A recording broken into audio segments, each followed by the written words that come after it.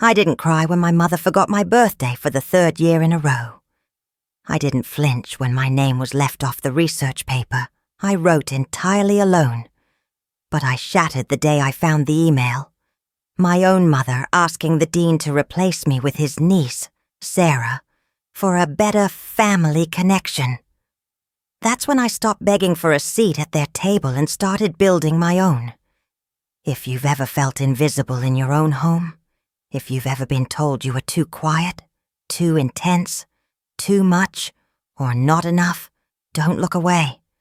This is where the silence ends. This is where I fight back. My name has always been synonymous with responsibility. When the sink leaked, I fixed it. When grades dropped, I rose. When Jacob, my older brother, crashed the family car for the 2nd time, I was the one Mom asked to walk to class because she needed to sort things out for him. I wasn't the daughter. I was the patch. At 20, I was a 3rd-year student in biotech at a top Boston university. And while most people imagined a lab rat with thick glasses and social anxiety, I was the opposite. I spoke little not out of fear, but because I'd spent years learning that silence was safer than shouting into rooms where no one cared what I said. Jacob, meanwhile, was living at home, unemployed and bored. Mom still referred to him as brilliant, like the world just hadn't caught up with his potential yet. She sent him money every month. Last winter, she bought him a used Honda, called it a fresh start. When I asked about tuition support, she said she forgot the deadline. The email from the bursar's office said otherwise. I paid it myself using 2 part-time jobs and a departmental merit grant. I didn't mention it. What would be the point? One Friday night, I came home for dinner. Mom made lasagna, Jacob's favorite. As she poured him a 2nd glass of wine, she beamed. I spoke to someone at Dean Mitchell's office today. He's helping Jacob connect with a biotech accelerator. The air left my lungs. I blinked. Jacob's going into biotech? She waved it off like I'd misunderstood. Oh, not really. But it's a good look. You know how schools love entrepreneurial men. I put down my fork. I was studying biotech. I'd published 2 undergrad research notes. I had a running thesis on gene cluster editing. But she hadn't said my name once. I cleaned the dishes that night while Jacob played video games in the living room. Mom was on the phone with her sister, laughing. I stared at the sponge in my hand, my knuckles white. I wasn't angry. Not yet. I was stunned. Again. That weekend, I opened the bottom drawer of my desk at home. Inside were letters from my grandfather. He passed when I was 11. I remembered him best by his deep voice and the smell of cedar. One letter said, Jacob is our only male heir. Your mother should raise him to lead. I was 7 when he wrote that. They were grooming Jacob to carry something. I just didn't know what. The weight, maybe. The expectation. The blind faith. I'd always been the quiet one. The strong one. The one who didn't need reminders or rides or praise. They'd mistaken that for not needing love. I turned to the screen. Something inside me stirred. I clicked into Mom's Gmail. She never logged out. I didn't mean to snoop. I just couldn't stop myself. The email was dated 2 weeks ago, sent to Dean Mitchell himself. Dear Dr. Mitchell, I'm incredibly grateful for the opportunities your lab offers. If there's any way your niece Sarah could be considered in place of Emily for this semester's project, it would mean a lot to us. We value long-term alignment more than academic scores. In place of me, as if I were a slot on a form, as if the name she gave me, the skin she grew me in, were tradable. I closed the tab, heart pounding. I didn't cry. I didn't scream. But I felt something in my spine shift, a slow, seismic unraveling of loyalty. Tell me something, if you're still reading. Have you ever been labeled resilient Just because you didn't fight back? Because you didn't make noise? They call us the quiet ones, the strong ones. But what they really mean is the ones we don't have to take care of. The world thinks strength is armor, but what if strength is bleeding and not apologizing for it? That night I sat on the edge of my bed, staring at my reflection. I thought about all the awards I didn't bring home because there was no space on the fridge. I remembered how, after my science fair win, Mom posted Jacob's participation ribbon from a track meet. She told me, "You don't need applause. You're already good." No, Mom. I needed it more because I never got it. I picked up my phone, opened notes, and typed just one question. Why is it always me who has to pay for everyone else's future? Then I hit save and stared at the screen like it owed me an answer. I buried myself in lab work like it was a fortress. The sterile lights, the scent of ethanol, the soft hum of centrifuges. It became the only space where I felt in control. I stopped going to parties, stopped texting people back. My world narrowed to variables and code, petri dishes and pipettes. If I couldn't be valued at home, then maybe Data would listen. Every morning I arrived an hour earlier than the rest of the team. I reorganized the protein mapping flow, redesigned the software interface for our data tracking module, and improved sample efficiency by 23%. None of it was requested. All of it was necessary. And then Sarah walked in. She was everything I wasn't. Polished, talkative, with that effortless charm that made professors lean in during conversation. She laughed at things that weren't funny. She offered nothing substantial to the project, but always asked the questions that made her sound engaged. By week 2, she had Dean Mitchell stopping by the lab, just to check on progress. By week 3, she'd taken over the final presentation slide deck. I remember one moment, clearly. She stood next to me at the bench, flicking her ponytail over her shoulder, and said, "Let me know if you need help formatting your notes. I'm really good at making things sound digestible." I looked at her, then let my eyes drift, imagining a wall of faceless viewers watching through a one-way mirror. Have you ever known you were the smartest person in the room but still had to play second fiddle to someone with better lighting? The reports submitted weekly had my data, my visualizations, my breakthroughs, but the authorship listed team. Sarah read the summaries aloud, praising everyone but never once saying my name. I started backing up everything, every draft, every variable, every hypothesis tweak. I created a version control system and saved an encrypted copy to my personal drive. I knew better than to trust applause that came from borrowed microphones. Then came the team review meeting. Our lead researcher asked us to present a new technique we'd been working on, the one I had developed in silence for weeks. Sarah stood up, smiled, and began walking them through it. "This approach," she said, "was inspired by our shared brainstorming sessions. Our group came together to find a novel way to stabilize protein folding at room temperature. We're very proud." I didn't speak. I watched her gesture toward a slide that showed my diagram, word for word. I clenched my hands under the table. My throat burned. But I didn't say anything. Not then. Because I saw something. A small red light in the corner. The backup camera in the lab had been recording. The feed was live. And someone, somewhere, had just watched her lie. 2 days later, I was removed from the project. The email was brief. "Due to team dynamics, we believe it's best for the group's cohesion if you take a step back. We appreciate your contributions."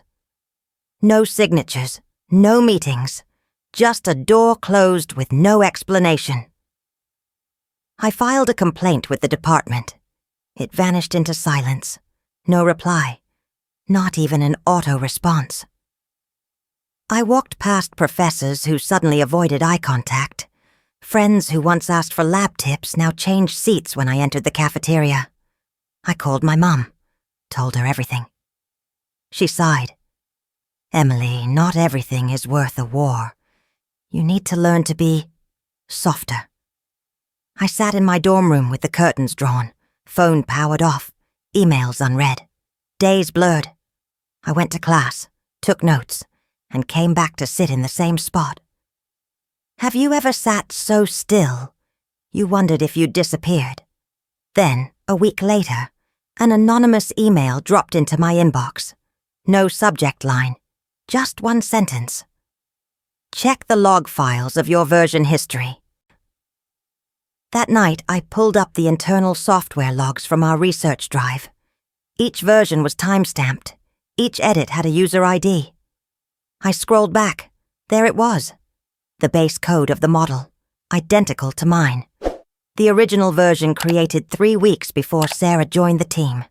The user ID matched my university login. The signature was mine, every line.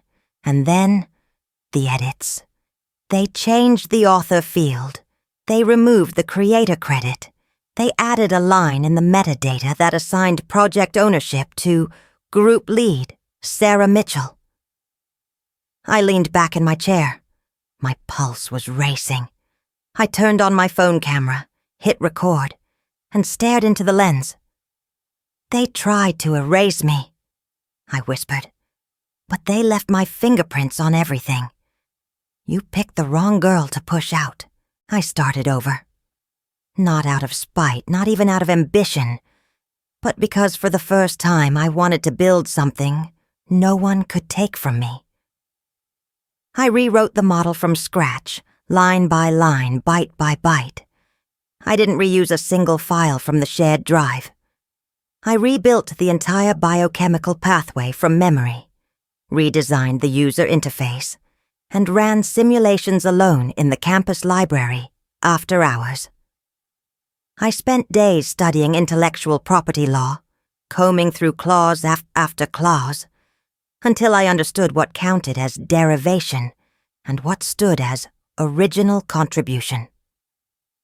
I reached out to Dr. Lena Ray, a retired patent consultant who now mentored underrepresented researchers. We spoke on Zoom. She listened quietly, nodded slowly, then said, "File it, but prepare for war." I filed. Emotionally, I was split between exhilaration and dread. My heart raced each time I clicked "Submit" on a form, as if the school might detect my movements and shut me down. I kept imagining Sarah's face, or worse, my mother's voice, whispering, "You're just stirring trouble again." But then the confirmation email came. "Application received. Patent pending." And something shifted. I rented a car and drove 3 hours to the coast. I didn't bring a laptop, just a notebook and a pen. I sat on a cold bench by the shore, the wind whipping through my hoodie, and for the first time in months, I wrote not for school, not for reports, but for myself. "If no one ever applauds, will I still keep going?" I wrote. "If I stopped needing permission to exist, what would I become?" The waves didn't answer, but they didn't mock me either. That was enough. Back on campus, I kept things quiet. I presented my work at a small local startup fair under a pseudonym, E. March. A tiny synthetic biology firm requested a meeting. I walked into the cafe early, palms sweating. The CEO, a woman in her late 30s, glanced at the prototype and said, "This is elegant. Did you really build this solo?" I smiled. Yes. She offered to license the design on the spot. It wasn't a huge sum, but it was real, tangible, mine. The next morning, my university email pinged. Subject: Intellectual property violation. We have reason to believe you are utilizing proprietary data obtained during your participation in University Research Program, BIO 487. Please cease all development immediately or face institutional consequences. No signature, no name. Just the weight of authority hiding behind generic threat. I didn't panic. I forwarded the message to Dr. Ray and the startup's legal counsel. Then I printed the email, folded it neatly, and slid it into a manila envelope labeled Insurance. I wasn't afraid anymore. The startup moved forward. We founded a micro-research team off campus, registered independently. I took the bus from class straight to the lab every evening. My GPA dropped slightly. My life didn't. It expanded. Parallel to all this, I joined a community support group for young women in science. Every Wednesday night, I sat cross-legged in a circle of strangers, listening to stories of burnout, abuse, isolation. When it came time for me to speak, I struggled. I think people just assumed I was cold, I finally said, because I didn't cry because I kept working. But I wasn't cold. I was just trying not to fall apart. Heads nodded. A few tears glistened in other eyes. For the first time, I felt seen. Not for my output, but for my pain. A month later, an online science journal published a headline: Student claims patent rights in dispute with elite university. A silent revolution. The article was detailed, balanced, and respectful. It didn't villainize the school, but it asked questions. It printed timelines. It named names. And it didn't bury my voice. 2 days after that, I received an invitation to a press briefing. A real one, with reporters, microphones, lights. I wore a black blazer, palms sweaty again, but this time from anticipation, not fear. The room filled quickly. Cameras clicked. I stepped to the podium.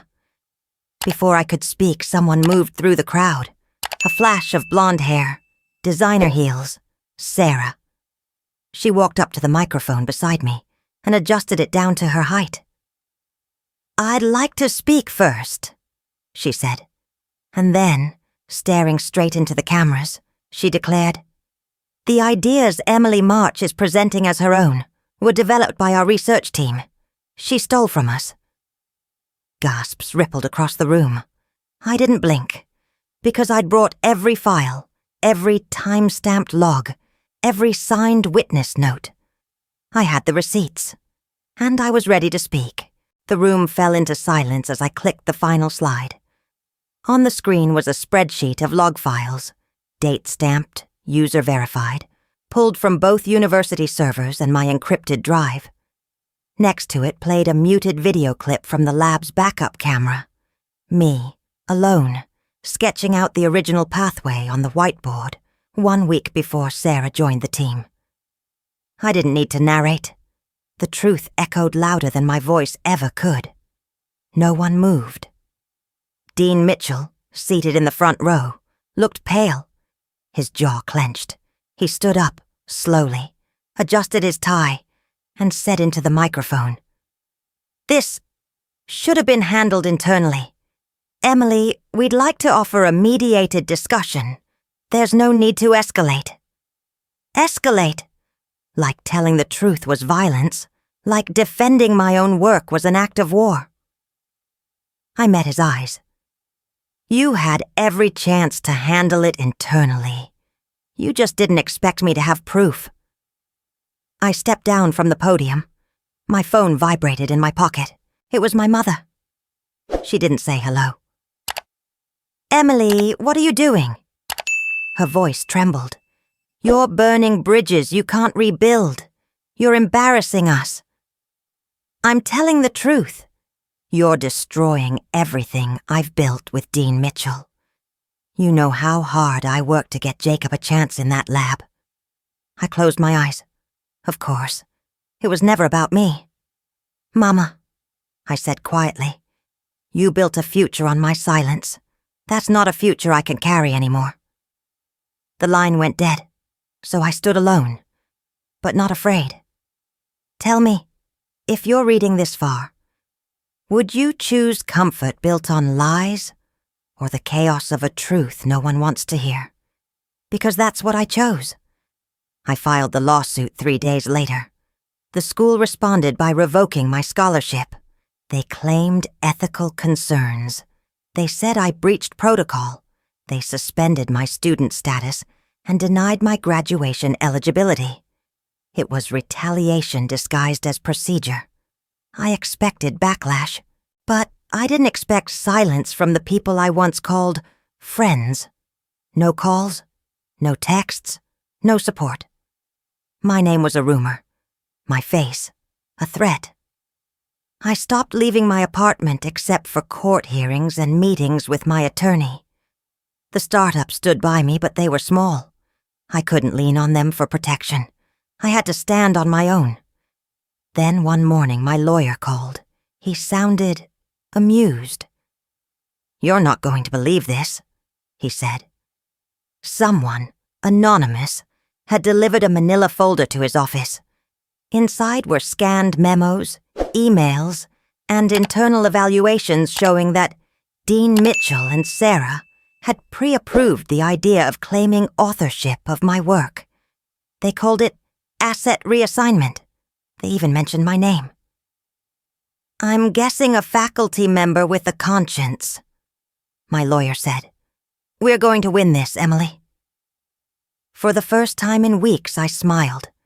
That night, I made tea and sat in bed, pulling out an old wooden box I hadn't opened in years.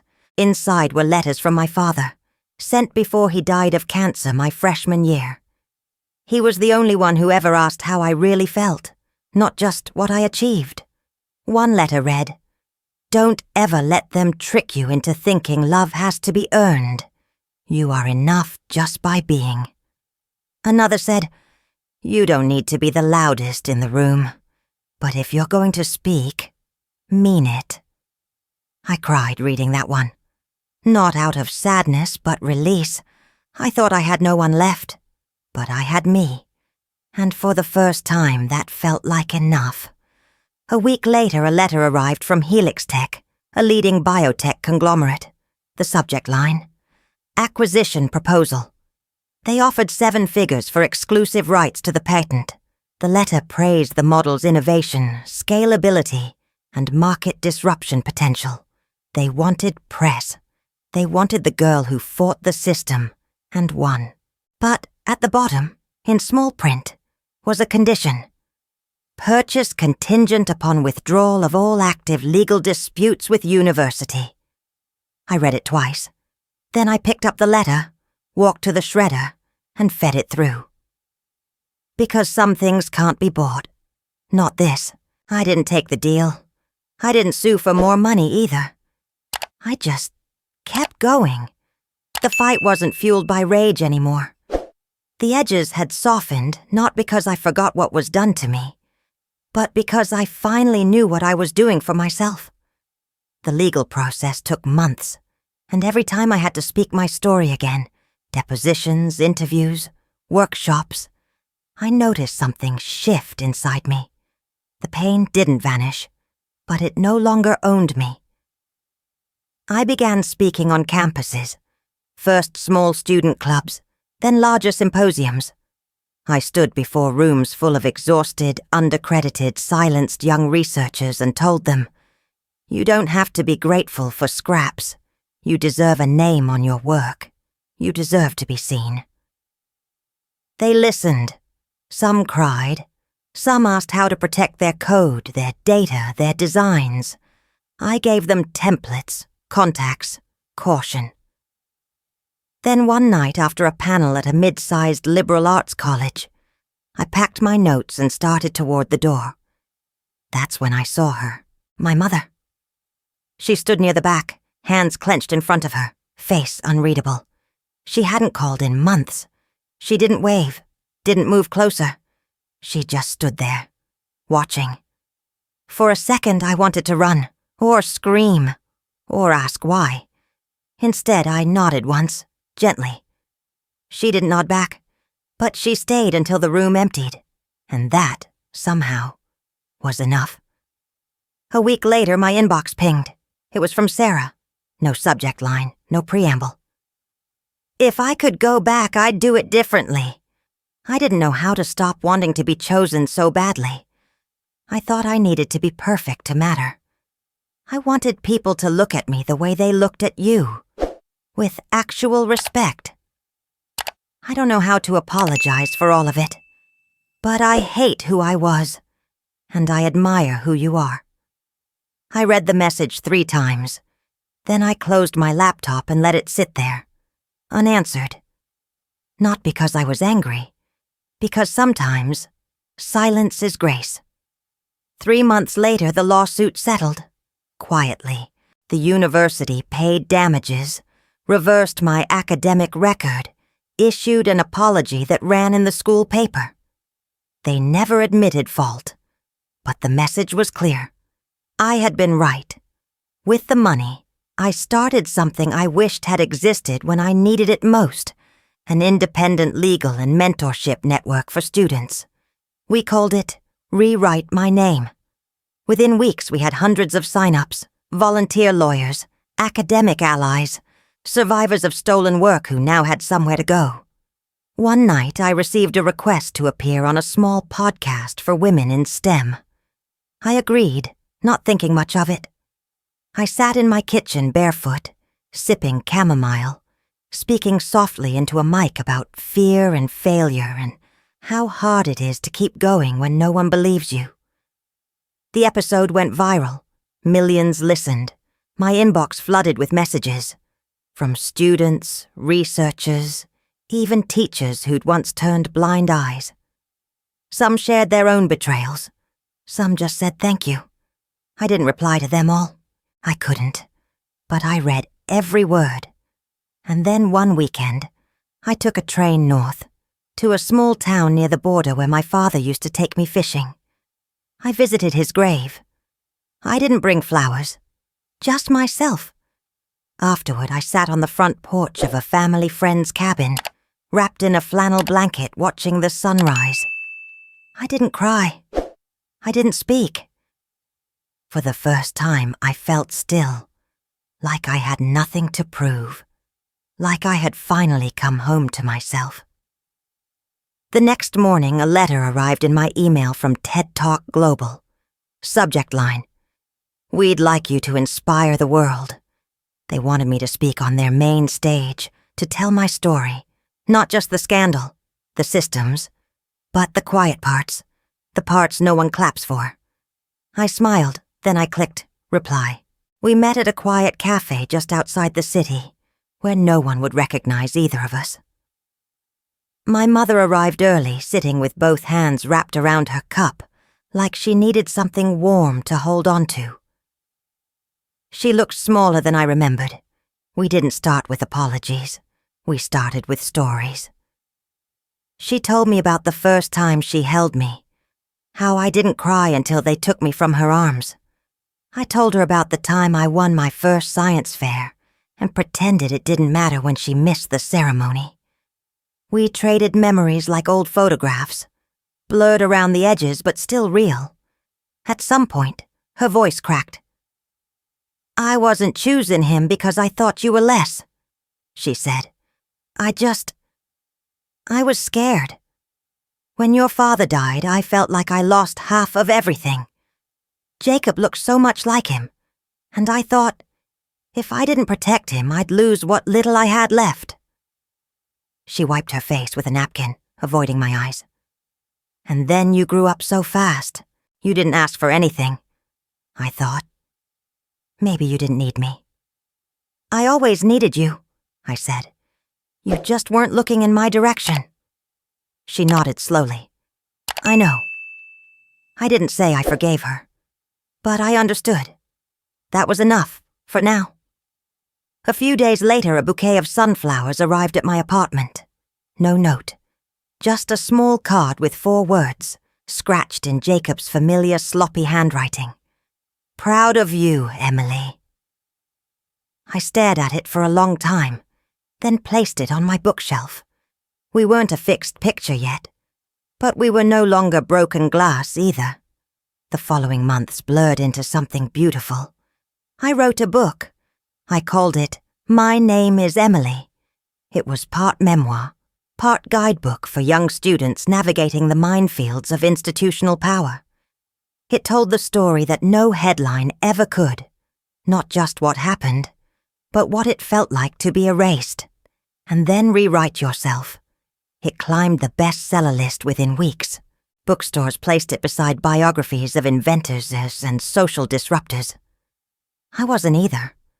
I was just someone who hadn't backed down. Forbes named me in their top 30 under 30. The email came on a Tuesday. I laughed so hard I spilled tea on my keyboard. And then came Ted. I stood backstage, heart pounding, staring at the red circle on the floor. My palms were damp, my mouth dry. But I walked forward anyway. The audience waited. I didn't speak right away. I let the silence settle. Then I said, "I'm not here because I won. I'm here because I didn't walk away."